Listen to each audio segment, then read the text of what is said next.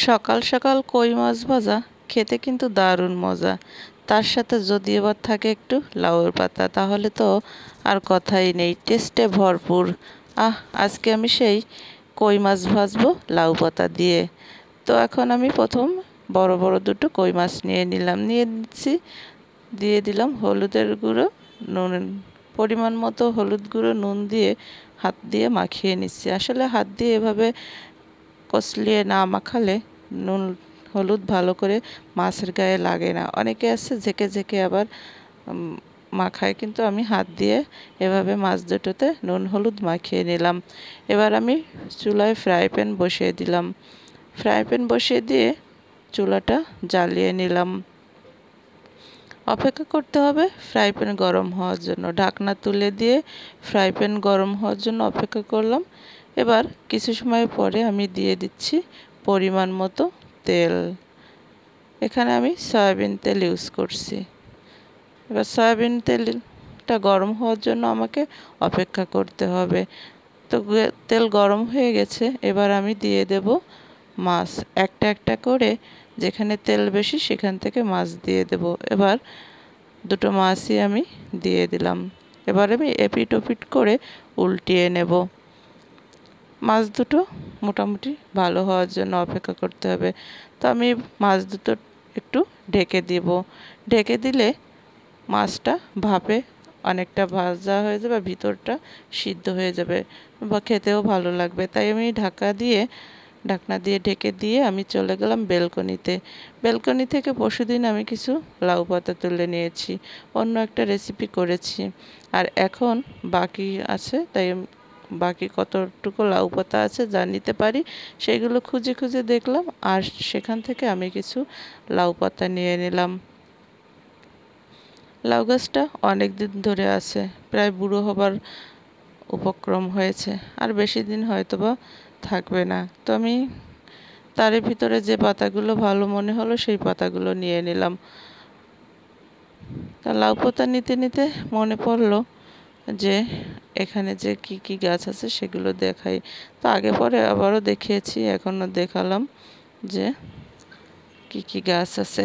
আর সকাল সকাল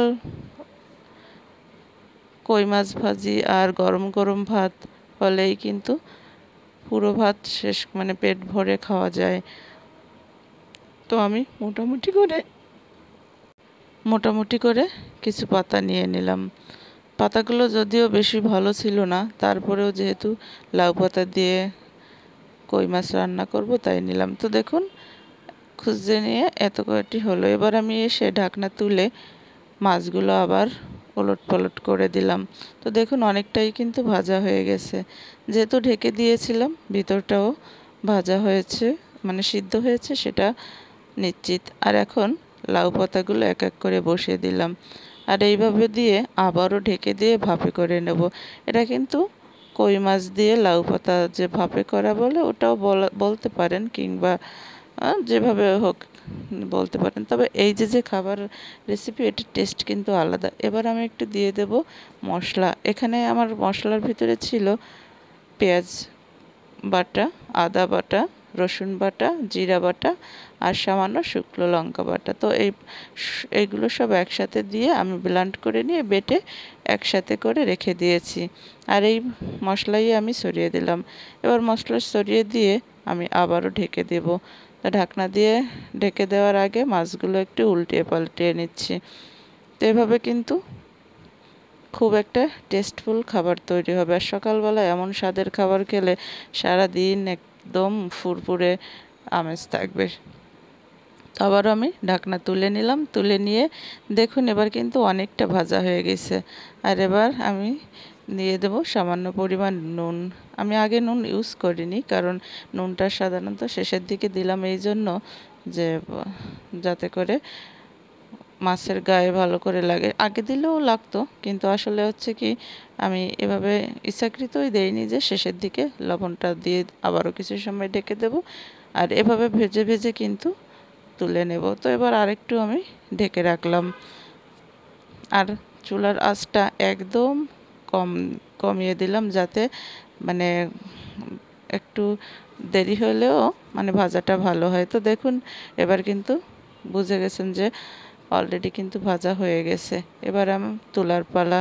এবার মাছগুলোকে তুলে নিয়ে গরম গরম পরিবেশন করতে হবে। আর এরকম খাবারের স্বাদ কিন্তু সত্যিই আলাদা রকম। চাইলে কিন্তু আপনারাও বাসায় এভাবে তৈরি করে নিতে পারেন। চুলার আঁচ বন্ধ করে দিলাম, এবার কিন্তু তুলে নেব। তো একটা একটা করে আমি প্লেটে তুলে নিলাম। দেখতে কিন্তু সেই লাগছে। সকালবেলা এরকম দারুণ স্বাদের রেসিপি আর এরকম কিছু ভাত মানে এক প্লেট ভাত কিন্তু একটা মাছ দিয়ে শেষ করা যায়, সেই স্বাদ। একবার বাসায় খেয়ে দেখবেন, তবেই বুঝতে পারবেন। তো বন্ধুরা, আজকে এ পর্যন্ত। রেসিপিটি কেমন লাগলো কমেন্টসে জানাবেন। ধন্যবাদ সকলকে।